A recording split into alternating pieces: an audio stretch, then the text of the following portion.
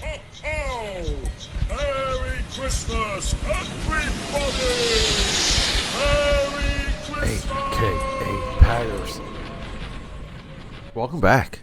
It's the Film Buff Podcast. On the weekends, we like to do cartoons, we like to do animation, just to honor the idea of when we all used to wake up Saturday morning, Sunday morning, and watch cartoons.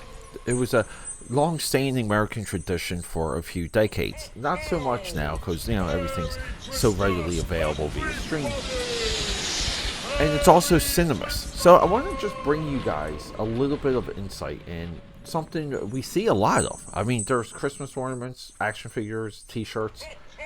These Christmas specials, the Rankin, Arthur Rankin Jr., Jules Bass, stop and go animation TV specials. These are everywhere. We know the songs are played in shops, like right now in your mall, and you're trying to run around, do something nice for the people you love.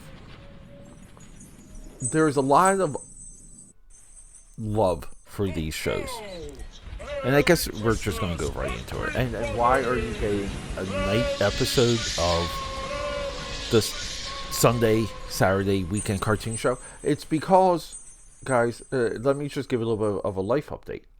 Last week was London. I come back, I fall into a firefight of a work week, going into the office, waking up early, between coming back from London, going back into the office, little room for error. Like I had to just get my rest and pop, get in there for a, basically a big meeting that was happening Monday morning.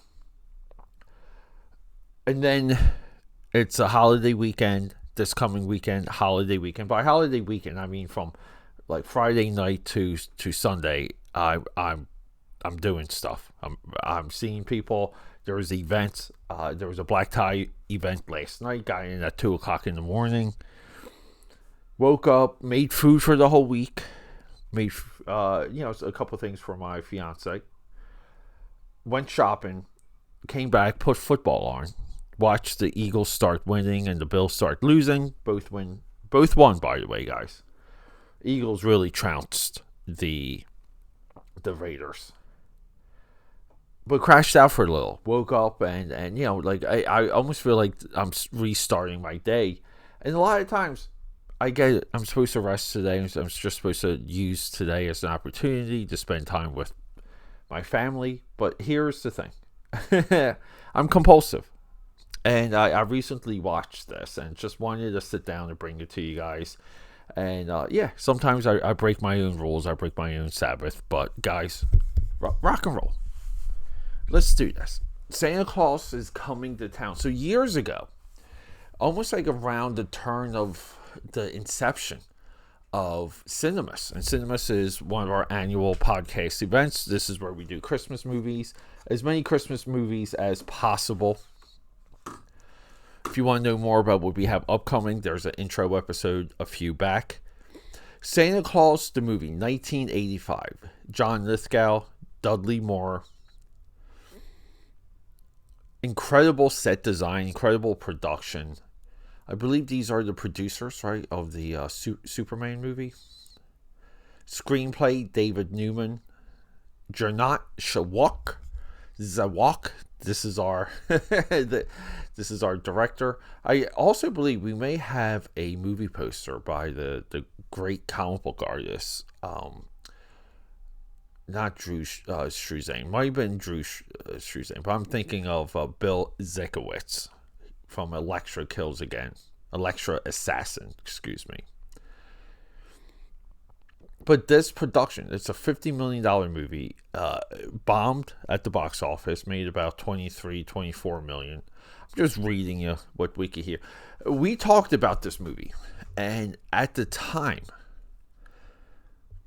I said that this is maybe like the best origin story, like the best definition of Santa Claus we have. Now, there's been a couple attempts, like Netflix has Claus, the animated feature. I might bring you guys that one also. I've been rewatching that. And Claus is there. I'd love to look at that movie. It's a deeper type lore of Santa Claus, but a lot of times I think for lore to work and the history of a character to really sing in media and even within culture and the lexicon, it needs to be simple. And I think as some of these like postmodern generations march on, it gets a little bit bigger, a little bit deeper. But we want the simplicity. Like we want simple origins for our heroes. And Santa Claus essentially is, we can argue, Santa Claus is a superhero. Well, back then, for Santa Claus, the movie, I said this was the best that we will ever get. A couple years go by, and I watched this. Santa Claus is coming to town. Thanks to, I believe it's on Amazon Prime.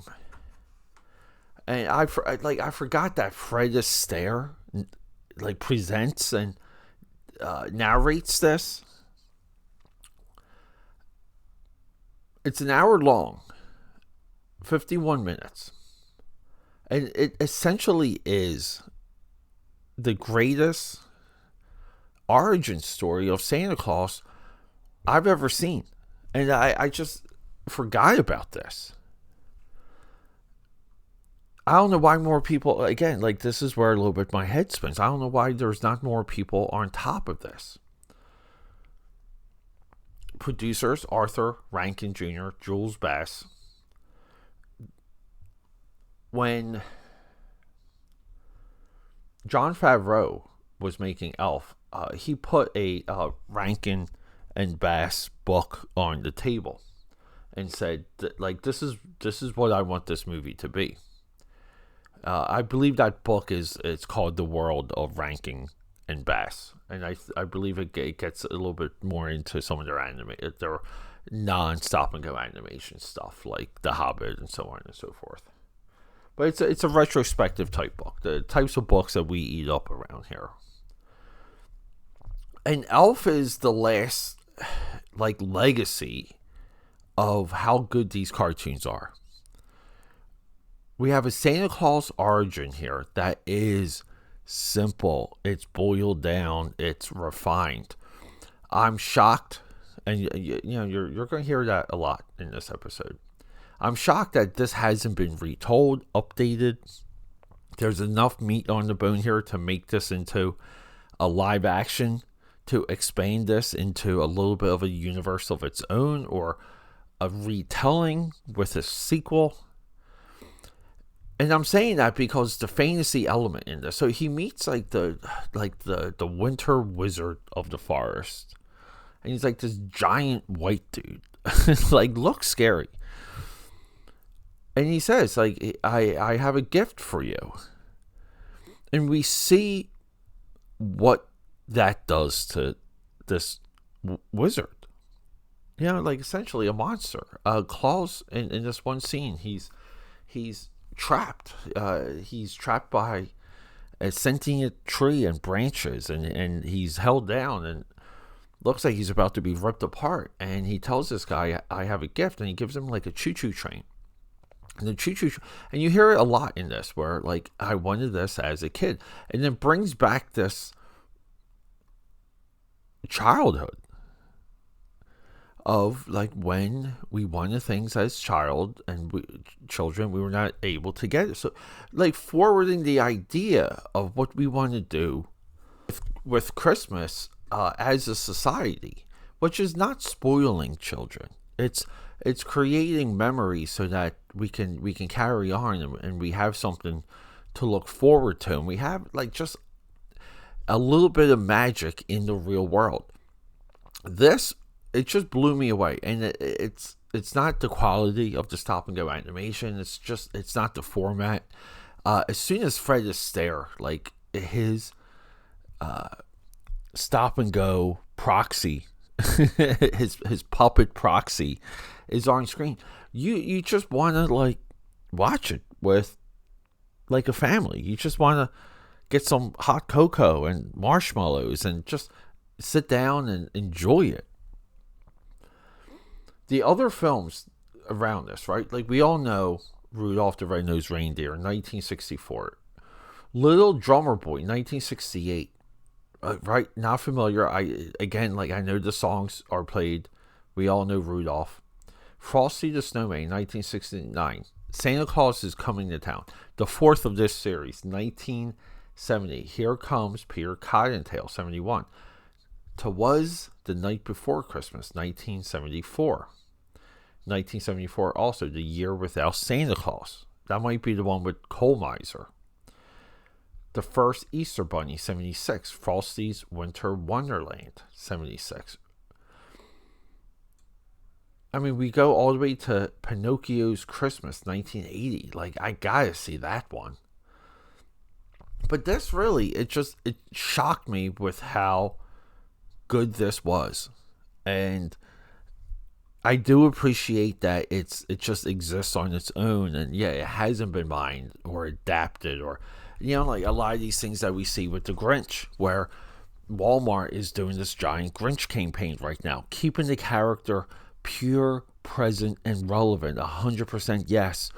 Makes you want to watch that Jim Carrey movie every time you see one of those Walmart commercials. But at the same time, would be nice if the Jim Carrey live action Grinch movie just existed and stood on its own and became an artifact of time of itself. Coming back from London, spent a lot of time in museums. And you do appreciate that. You appreciate things that are of a time that exist in time. But yeah, AKA Powders, it's a little bit more of an observation episode today. I know probably some of you guys were looking forward to me talking to you guys about memories of first watching these, or the past of, we can argue essentially the franchise of this, or the style of this look, or how significant Nightmare Before Christmas was, because there was a gap between significant stop-and-go animation. And there is a direct through line with these and Nightmare Before Christmas. I do believe this through line ends with everything we see in Elf, especially in the beginning, but Elf has this feeling and this attitude. And I haven't seen it since. Alright, 8K Powers. Look, I know, late one today. Personal observation today. Maybe if, we'll talk a little bit more about the animation industry, the history of Rankin and Bass, the production company behind all of this. Maybe we'll do that a little bit later. But, these things in these long-form studies, they start like this sometimes. They start with solid observations and positions, which is, this is the greatest Santa Claus origin story of all time. Okay, that's a wrap.